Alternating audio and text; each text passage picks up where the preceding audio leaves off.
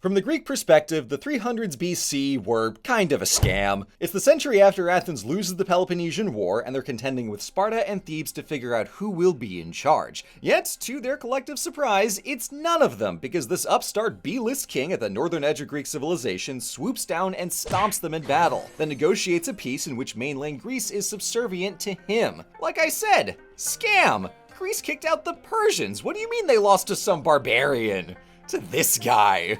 Who even is this guy? Now, as we exit the salt mines of the Greek POV and return to our comfy third-person omniscient perspective, that would be King Philip II of Macedonia, a kingdom at the periphery of the Greek world which, within a century, rose from relative obscurity to conquer mainland Greece, and under Philip's son Alexander yes, that one, toppled the Persian Empire and remade the ancient world in the Macedonian mold. Big hoist for that father-son pair! So the questions on the mind of the Greeks are the same two we'll be asking today. What is Macedonia's deal, and how did they do it? As we'll find out, the answer to both is the continuous evolution which culminated in the reforms and victories of Philip. And little did any of them know at the time, the consequences of all this go far beyond one king having his day in the sun. Because in that process, Macedonia expanded what it meant to be Greek, and that had civilizational implications for Greek history, into the Hellenistic era, under Rome, onto the Byzantines, and beyond. So, to see how Macedonia entered and ultimately took over the Greek world on the eve of Alexander,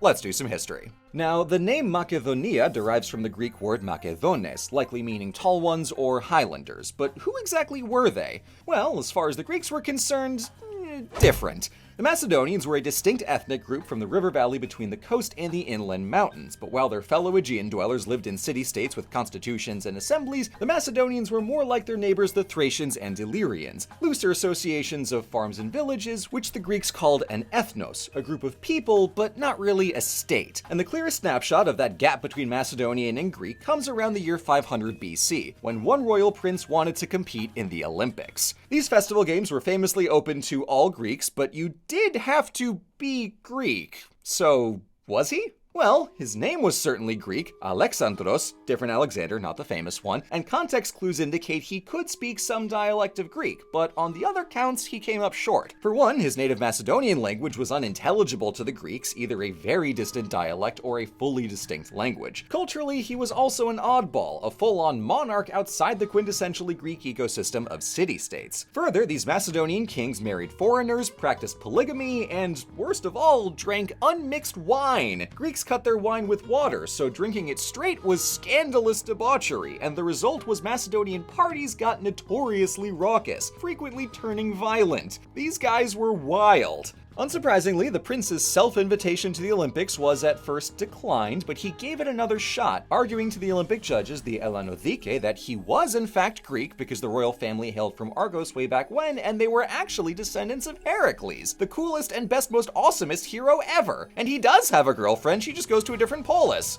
This apparently persuaded the judges to let him compete, thus earning the Macedonian kings the official stamp of Greek. Now, this is a little awkward because earlier that same decade, they also earned the official stamp of Persian, since the prince's father, King Amyntas, submitted to the great King Darius in 510 BC. As a vassal of the Achaemenids, Al was later obliged to send troops for their invasion of Greece. But once the war was over and Persia got the boot, Al continued his Greek-word pivot, hosting artists and the poet Pindar while sending votive gifts to Delphi and Olympia. So while Al the Elder's participation in the Olympics may have been wishful thinking made manifest, it signaled the intent to participate in Greek culture and society, and the next century and a half saw Macedonia drawing further into the Greek orbit. This, at its core, is the big transformation. Before 500 BC, Macedonia was definitively not Greek. Then, the royal Argead dynasty was accepted as Greek, and by the 330s, the kingdom at large morphed into something meaningfully Greek without losing what made it Macedonian. And that process ultimately gave them the tools to conquer Greece itself. A big leap came from the reign of Archelaos from 413 to 399. As Athens was spiraling towards losing the Peloponnesian War, this Macedonian monarch picked Attic Greek as the language of his royal court, and forged a lucrative trade relationship selling plentiful Macedonian timber for the Athenian navy. He also relocated the capital to lakeside Pella and hired the most famous Greek artist of the day to decorate his new royal palace. On military matters, he built fortresses and a road network while tinkering with the structure of his army. All good upgrades, yet for Macedonia's remarkable size, size, twice the population of Athens at over 500,000 subjects, it still struggled to leverage its vast resources and manpower into security. The kingdom was constantly subject to incursions from Illyrians and Thracians, and Athens had a nasty habit of undermining the king by landing an army to support some pretender to the throne. For all Archelaus' Hellenizing reforms, he was still operating a kingdom rather than a Greek polis, and that top-heavy structure is fragile. See, by 399, Archelaus had crafted a nucleus of Greek culture in an otherwise Macedonian realm. The king styled himself Basileus and worshipped the Olympian gods, and he might have done much more if not for him getting assassinated while out on a hunt, plunging the kingdom into 4 decades of disarray. By 359, the situation looked even worse. King Perdiccas III died on campaign against the Illyrians, the regional lords to the west refused to acknowledge the new 6-year-old king who replaced him, Thracians were causing trouble in the east, and the Athenians were doing that bullshit again, backing a rival claimant. Responsibility for this mess fell to the old king's brother Philip, serving as regent for the mini-monarch. From the Greek perspective, this seems like no news at all, some inconsequential barbarian nonsense up north.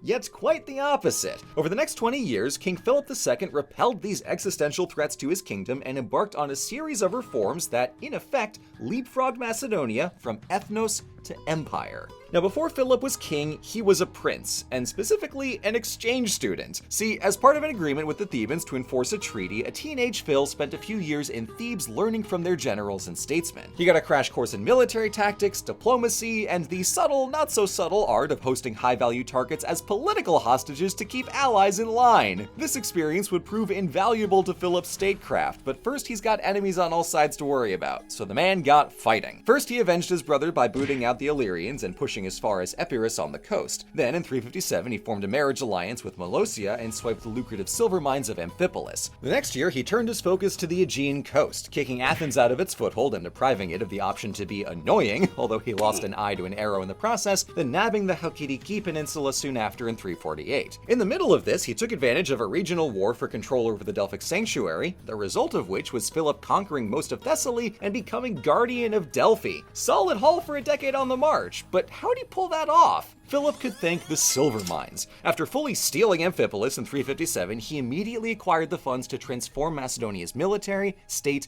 and culture, often in ways that cleverly overlapped. For example, he remodeled Aegae and Pella with all the trappings of a major Greek city, and imported acclaimed philosophers to teach the Macedonian youths. Now, what an amazing opportunity! All the kingdom's nobles should totally send their kids here to get an education in the shiny capital city. And just like that, Philip had acquired political hostages, and his regional lords were suddenly very cooperative. Later on, he also poached Aristotle to come teach his son Alexander the 4.0 GPA. Meanwhile, Philip was accruing wives from every leg of his campaigns to lock in the allegiance of his new territories, so all the power in the kingdom was gravitating to the court at Pella. Philip's Greek imports and crafty reforms fortified his authority across Macedonia. That all kept the kingdom together, but what expanded it were Philip's military reforms, and this also traces back to his time in Theban diplomacy jail, as his main tactical takeaway was the importance of really good coordination. That applied to both the cavalry and the hoplites. Philip trained his horsemen to ride in tighter formations when breaking an enemy line, and he casually revolutionized hoplite warfare with what is truly one weird trick: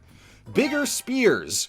Way bigger spears. At 5 to 7 meters long, the Macedonian sarissa was over twice the length of typical hoplite kit, which meant an opposing army would have to get through 4 or 5 rows of spear points before reaching a shield. Sure, the Macedonians had to use smaller shields to hold the spear with both hands, but that much raw spearage meant better offense and defense at once. The trick was it needed a ton of training. Conveniently, Philip had Mondo silver mines cash for a professional army who had far more time to train than an average citizen soldier. End result, Philip invalidated conventional hoplite warfare. His sarissa-wielding phalangites were simply better across the board. In tactical parlance, they were the anvil.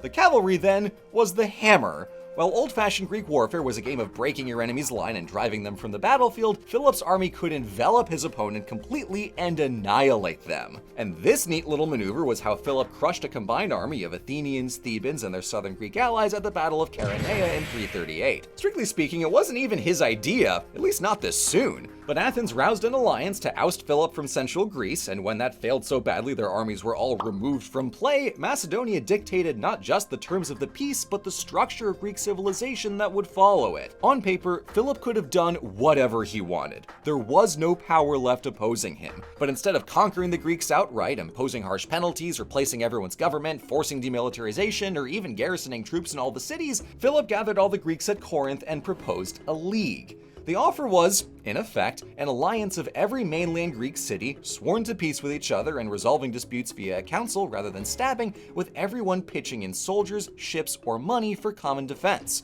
This was startlingly generous given the leverage Philip had, as Greeks spent the past century with rotating hegemons extracting as many concessions as possible, but Philip was doing something meaningfully different. This was an especially good deal for the smaller cities who were used to getting trampled, and the big boys recognized these were far better terms than they deserved, so everyone went along with it. Asterisk for Sparta, but they fully do not matter. The stated goal of this so-called common state of the Greeks was twofold. In addition to preserving the common peace, Philip sought to avenge the civilizational injustice of Persia's invasion the century prior, and pointing them all towards a campaign in Persia was a clever way to keep everyone on side. These are not the machinations of some warmongering barbarian, this is the calculated strategy of someone who understands whom he's dealing with better than they do. What he's done here is take the familiar concept of a regional federal league and build it up to a pan-Hellenic scale for every Greek city-state to join in. Nobody else in Greek history had the skill or vision to execute on that, which is why Philip was the first to preside over all of this. Yet, Macedonia itself was not part of this Hellenic league. So even here, as Philip united nearly the entire mainland, we face the question of, was Macedonia Greek, and did that really matter?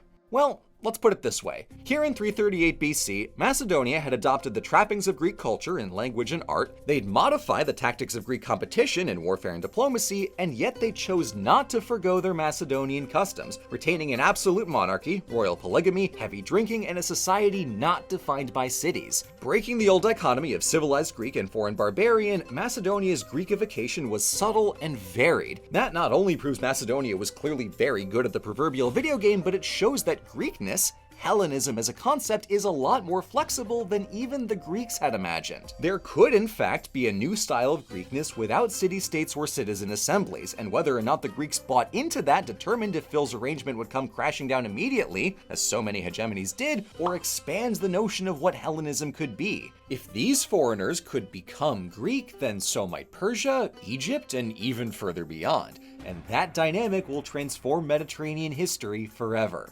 Unfortunately for Philip, he's not gonna see it happen because he got assassinated at a wedding 2 years later, so it'll be up to Alex, the new king in charge, to prove that, yes indeed, this vision of a Hellenistic world could stick, and it would be more than old Phil possibly imagined. Thank you for watching. Now, on the subject of becoming Greek, I'm very excited to say that I am officially a Greek citizen. After a multi-year process of bouncing between consulates and a side quest to fix a spelling mistake on 3-decade-old paperwork, I am in, and I couldn't be more thrilled. Me and Philip doing the handshake meme over here. I'll see you in the next video. Teleme sintoma.